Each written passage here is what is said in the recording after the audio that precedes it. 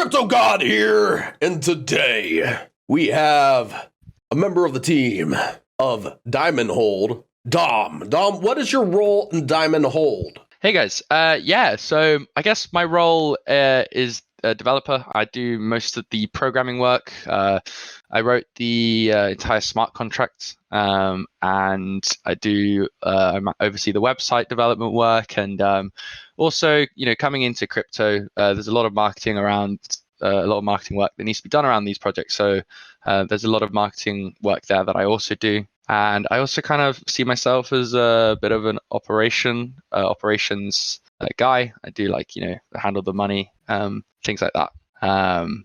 And yeah, obviously, our community are aware of it. I don't know how many of you out there are in D-Hold right now, but we're looking to obviously establish a business entity, and a lot of that. There's a lot of work that involves or surrounds doing something like that.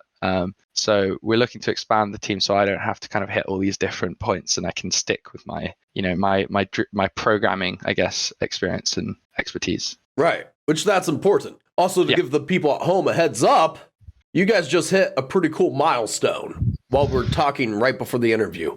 Yeah, exactly. We actually hit 5K holders. We're actually at 5.1 right now. Woo! Thank you. Yeah, we got listed on Coin Market Cap, which is pretty big for crypto projects, especially budding ones, new ones. We got listed, and with that came a huge surge of buys and people joining the community and saying hey, just hopped in, can see this active community here, and then you guys seem really nice. It's nice and cozy in here. I might stick around. And we're getting loads of messages from people saying well done.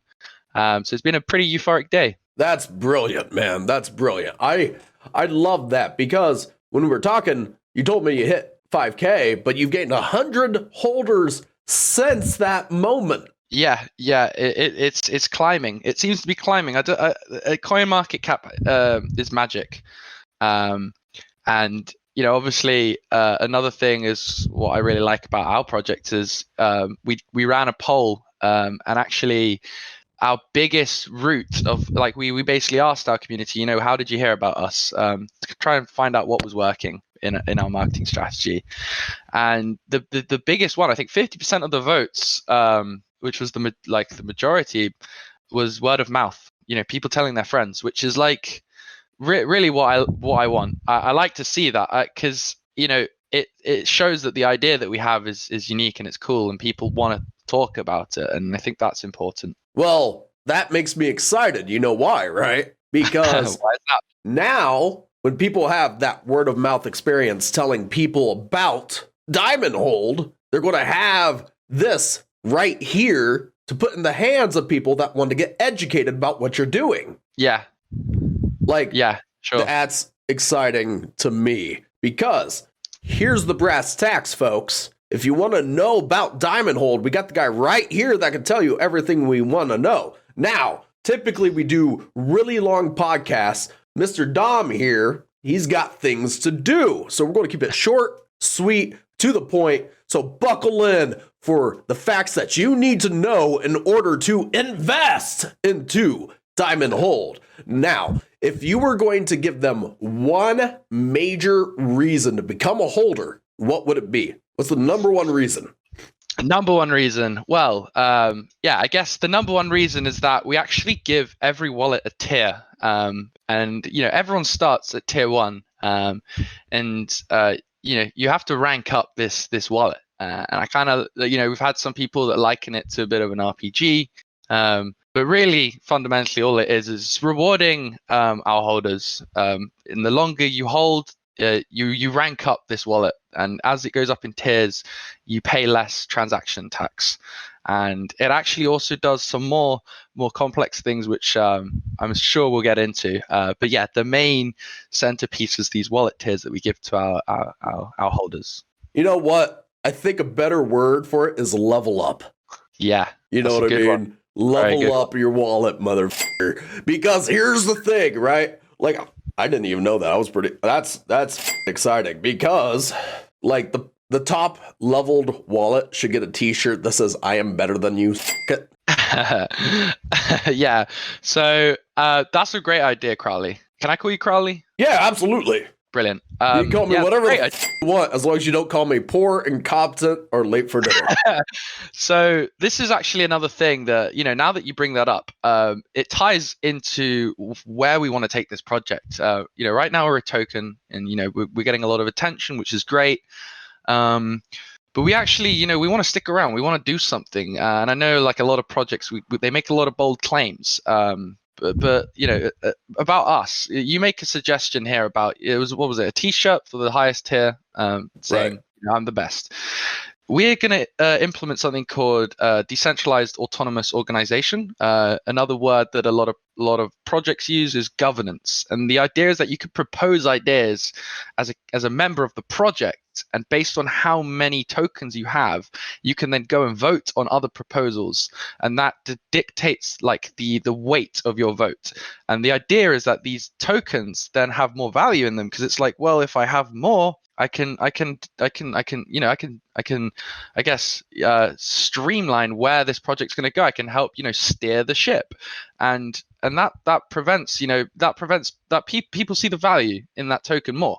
And so you could come along, Crowley. You could be like, hey, let's create a T-shirt for the highest tier wallet, or the person that's held the longest, and and then people can vote yes or no, or you can have more options there, and then that will come to fruition. And that's something that we really want to incorporate into our project. Now, to break that down for the people at home, to kind of translate it to people who haven't invested into crypto, but rather invest into corporate stock, right? What that means, it's the same thing as being a shareholder. Majority shareholders get more sway, but all shareholders get a vote. So that being said, you're basically becoming a shareholder of a company that can steer the direction that the company's going. In this case, token holders share the direction of the development of Diamond Hold. Exactly. Yeah. That's a great analogy. And what's even better is that in traditional companies, only the majority shareholders or got to make decisions. Anyone that has even one token is a shareholder and can make a difference with their vote. And we want to also create votes that don't have weightings. For things like charities, if there was going to be a case where we wanted to pick a charity and donate to them, there may be certain questions that don't benefit from people having a huge amount of D-hold, because these are decisions that maybe aren't going to be steering the direction of the project. It's more external things that maybe we don't want wealth to dictate where money should go for a charity.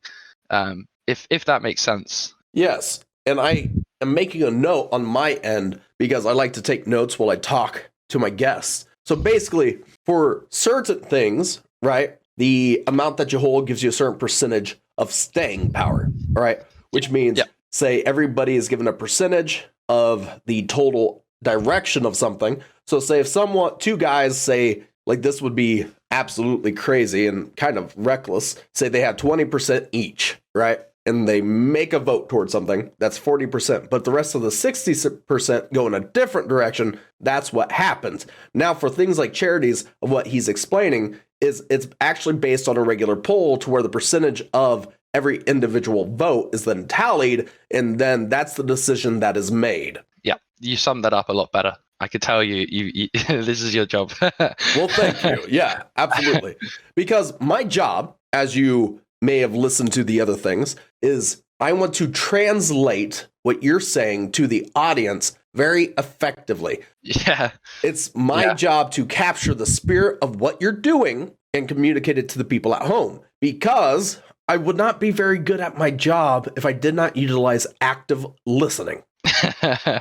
Yeah, it's nice to have a conversation with you. Well, thank you. Thank you. A lot of people just don't listen and wait for their turn to speak. And, that's the thing, right? The beautiful part about listening to an interview is they can't interject, so they have to actually listen. So the people at home, as long as they're not like, watching porn on one screen beating on while this is playing on in the background, right? They're going to hear what you got to say. Yeah. And that is the beautiful thing, because I get texts from people that said, I've started listening to the podcast while I'm at the gym, which means people are actually listening to what's being told. So I do you a great disservice by not helping you clarify to the people at home. Appreciate it. And I think that's the beautiful thing about this whole, people call it AMAs and stuff. Like, I've never heard the term AMA before I came into crypto, right? Because I come from entertainment background, right? That's my background. I'm from entertainment, So that's the beautiful thing about these AMAs and these interviews is the fact that people are listening. There was a podcast that we did about a week ago or a few days ago. It's really hard. You know how fast time moves in crypto, Dom? Oh, it's quick. It's a different world. It's really a different world. It's something happens yesterday that felt like a week, like, oh my gosh, things are moving so quick. And it's like, but again, it feels like that was only yesterday. Yeah. Are you kidding me? Time's flying, but it's standing still at the same time. But you'll see stuff, right? And that's why these interviews are so important. I've seen stuff said in the third quarter of an interview that got like 60 comments. So people are listening to these and they're paying attention. That's why it's so important for us to get this information out there. And also, I believe it's really important too, Dom, that the people at home get to know you as well. Yeah. And, I think that's important as well. And I want people, I want my community and anyone in crypto to get to know us, like as developers, hearing our voice, whether it's in AMAs or if we're just chilling in a voice channel. Because I like the idea that being an active member of my own community is good. I invest as well. I've been in crypto for a bit, and I'm in my own projects, and I can see that like generally there's a bit of I don't know if there's a trend here, and this isn't necessarily a bad thing, but the actual developers go off and do developer stuff, and they generally have people that kind of manage the community for them, and they there's a bit of a disconnect there, for lack of a better word. And I don't want to disconnect from my community. I want to stay connected with them. Well, fortunately, a lot of the developers that I talk to are very active in their community, and that it concerns me when I see a developer not being active in the community, because it almost seems like to me they're not trying to get to know these people. And we probably could put two and two together why they're not wanting to build connections with the people, right? Yeah. So it should concern you. Now, for the purpose of connecting with the people at home, you talked about how you trade. What's one thing about you that your community doesn't know? Like one personal interest that you're passionate about? Passion, my friend, passion.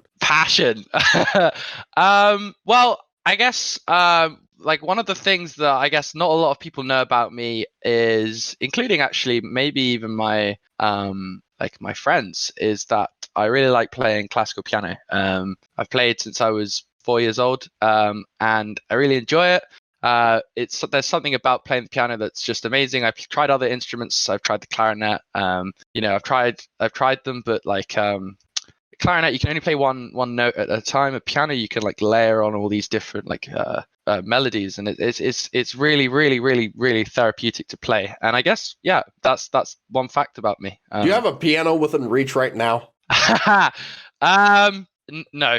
Oh, it would be so amazing if during this interview you could manage to play some piano for the folks at home. I think they would love that. Maybe next time. Maybe next time. It's quite late. Maybe next time, because they're going to want to hear it now. Yeah, I mean, maybe I can do a little recording. We'll have to see. Absolutely. I think here's the thing. That's what people love about this, because we had some guys on about, I don't know, it was like at the very first week of Crypto God, and about halfway through the interview, one of the developers broke out a guitar and started singing. Wow. Yeah. Wow, I can imagine it must be nice to see that though, right? Like, I mean, to see these different, I guess, interests and hobbies that people have outside of crypto kind of humanizes. It's beautiful. It's beautiful. Yeah. And like, here's the thing. If you're community focused, right? Mm-hmm. You should want to do stuff like that for your community. You should want to give them insight into your life. Yeah. You should want that. You're right, and like this was one of the things that I think I did early on when we launched. My girlfriend made me diamond hold cupcakes as a surprise. Oh, I was upstairs coding away on my computer, and I was wondering why she hadn't come up in like 2 hours. And I went down, and there they were, and I was just like, "Wow, this is such a nice gift." You know, the icing was orange and everything. So I sent a photo of it to the community, and there was a little joke saying that I'm cupcake doxed. So. And I think little things like that are just really nice, and I'd love to be able to do more things like that. So the piano thing that you bring up now, I think, let's do something like that. yeah, I think honestly, right? Like people, like I talked about how this one coin that we were talking to at the very beginning, some of the developers stole most of the liquidity, right? Mm-hmm. But the guy who was the face that I had on stayed in the community, and the coin still exists because they know him as a person, because he wasn't responsible for the wrong. And that's why community is so important. That community and that coin still has a chance to survive because he built bonds with those people. Yeah, and I think that's what's just so important to me, and not just me, like our entire team. There's two other guys with me, and like this whole project is our birth child, and we're so about, like, you know, Martin, my partner, he came up with the idea, and he spearheaded all of this, and he brought me on as the developer, and we were just sad to see how many rug pulls were happening, and how all these devs were like screwing each other over and pulling liquidity and things like this, and it's so sad. Like, it honestly sickens us. It's just ridiculous that this goes on, and you know what's the worst part is that like someone can just easily go and do it again. There's nothing stopping it from happening again and again, and like we wanted to make something that wasn't like that, you know, where people could come to our project and see, and we could show them that like it's not all bad. Like there are good projects out there, and like there's so much good in this space, and we want to help foster that and nurture that, because crypto is amazing. It's such an interesting and fascinating thing that we've all found. Right. Yeah. So yeah. Well, that's really just the crazy part about all of it, you know. Like, even though there's not regulations really in crypto, which I can't imagine it's going to continue on that way with how people are getting their lives destroyed. Yeah. But if you educate yourself a little bit on the law, this is just what people don't realize is just because there's not regulations in crypto, don't mean you can't have contracts between developers to hold each other accountable. Yes, and this is important. Yeah, you're right. And like, even in entertainment, there's not like a whole bunch of different laws put in place, but you can have documents drawn up that hold people accountable outside of that. I think if projects started having team members sign documents with like photo IDs amongst the actual participants in it, you would see a lot less of that sort of thing. 100%. You're completely right, and we should hold projects to that kind of standard, because it would stop these other projects from like being able to like grow to points where, like, you know, people then get rugged and for a lot, and their lives get destroyed, and it's sad. Right. But yeah, this is the thing. Like, we brought on a guy who he's an expert. He's run companies before. He's gone through in all the legal stuff. I don't want to give away too much, but he's kind of right now an advisor to us, and he's helping onboard us so that we can set up ourselves and draw up a contract and set up a business entity and a legal entity, and a lot of the operations that kind of go, a lot of the enterprise functions that kind of surround companies that people might not realize. I think people might know that they're there, but don't realize how tricky they can be. Even just like bookkeeping, for example, it's a headache. It can be hard. It can be hard, especially when you have a lot of money coming in, a lot of money going out, things of that nature. And like, for instance, me and you've discussed beforehand, I own channels, you know, and we have an LLC approved by the Attorney General. We have a legal team. We have all these things set up. Every member of the team has signed some form of contract or another. And it's really I think the big thing is establishing that credibility, right? Establishing that credibility. And if someone, like, say, for instance, if you went to a member of your team, like, hey, you need to sign this document so we can work together, and they don't sign it, then that's your red flag. Yeah, Like- I agree. Like right there, that's your red flag. Why aren't you going to sign a document that'll hold you accountable for something? Yeah, you've hit the nail on the head with that one, Crowley. Like, having integrity is not hard. No, and it shouldn't be hard. It should be something that's easy. And if people are being weird about it, then that's when you should be wary. Right. Because I don't know if you notice this, people get kind of funny around money, right? And yeah, not just that, the more money you have, the more you start seeing people's true nature. Yeah. And like, for instance, there was an ex-girlfriend, when I started this thing, I started seeing real money, and she wanted to get together, right? Mm-hmm. After we'd been broke up for quite some time, like over a year and stuff like that. And I don't really even consider that initially a real relationship, right? Because I still maintain the fact I've really been single for 7 years because I never really let her fully into my life. And she wanted to get married, right? And then when I mentioned, like, well, to get married, I'm going to need a prenup, right? Because this person doesn't work, things of that nature. There's nothing wrong with wanting to protect yourself. And then she's like, well, could I just work for you instead?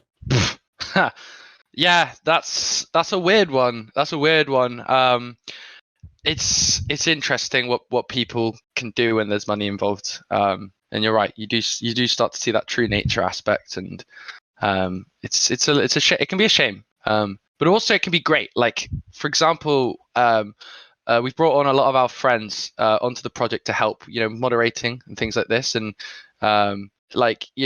being able to create this project together, that like we've made, like, we're a bunch of friends from the UK that have kind of, I guess you could say that we've made this project, and it's so nice to see this happen. Like, I don't really know how to describe it. Like, it's brought us together, and usually, like, back when we were younger, we used to play a lot of video games, and we'd all get online after school or whatever it was, and we'd hit Summoner's Rift or whatever it might be. I don't know if there's any gamers listening right now. Well, I'm a gamer, so yeah. Like, well, right before we got the call, I was on some Resident Evil 7, just playing out, going back through some older type stuff. So yeah. But yeah, like, now we're kind of doing the same thing, but it's not gaming. It's like work. It's a company. It's a project, and we're growing it, and it's just great. Like, it's so nice, and there's so many good things that can come about from things like that. And I see a lot of good in it. But I guess I'm optimistic. It's good to have hope, though, man. It's good to be optimistic. Yeah. Like, the future can be as bright as you choose it to be. Yeah. Even if things at the time don't feel like it's going very well. Yeah, exactly. And there's ups and downs, and all of you guys that are in crypto, I'm sure the ups and downs that you feel. So yeah, as with everything, there's ups and downs. In crypto, they're heavier, but yeah, like, obviously today is a really good day, and we're feeling it. And there was a market crash, and you don't see the same kind of, like, energy that you see on days like this, but that's okay, because with every down there's an up, and that's just life, right? It comes in waves, and that's the beauty of it. I mean, there's a major crash every cycle anyways. Like, the only people that really get discouraged during a crash are people that just got into it and don't know about cycles. Yeah, exactly. And, like, if you're new to crypto and you're seeing the crash and you're discouraged, don't be. You should be excited, because it's a cheap time to buy. Yeah. Yeah, it's a great time to buy, to be honest. And they always say, like, when you're worried, that's when you should buy, and when you're happy, that's when you should sell. Yeah, like, that's if you're doing it for trying to get rich. If you're looking for stable over time, like, I have certain things. I do things a little different, right? There's certain coins and tokens I have that I will never sell until they hit, like, way down the road. Like, I'm holding tokens in some right now, and my goal is years. That's great. I like to see people that are in this for the long run. Because I do what I do, right? Mm-hmm. Some coins are like, and tokens, they're like, hey, here's some of our stock, right? Here's some share in what we're doing. And I don't mess with that. I leave it in. I leave it in because what does it cost me to leave it in? Yeah, I guess. Now, with other projects, right? I'll drop $5 here, $100 there, $1,000 there. And my goal is just to leave it in because win or lose, I only put in what I was going to lose anyways through other means, right? Yeah. I don't gamble. If I were to gamble, my gambling fund would be a crypto fund. I don't really go out to eat. If I went out to eat, I'm spending that money and I'm shitting it out anyways. Yeah. So that being said, any money that I could potentially lose or not use effectively or money that's going to be gone through these other things that I'm doing, I just invest with. Yeah, I would like to respectfully disagree with you though. Just to go back a second, the food thing, I love eating out. I love ordering food. Food is great. I'm part Italian. Not that that is anything to do with my culture, but I love food so much. Well, what I tell people, right, is eat out one time less than you normally would and invest instead. That's very good advice. I'd agree with that. Because you're going to just get that money out anyways. Because there's people, okay, a lot of people, they eat out for lunch every day when they go out. Yeah. There's a lot of people that do that. So if they would just pack a bologna sandwich instead, I'm not saying stop going out to eat. I just don't have time to go out to eat. That's why I eat in all the time.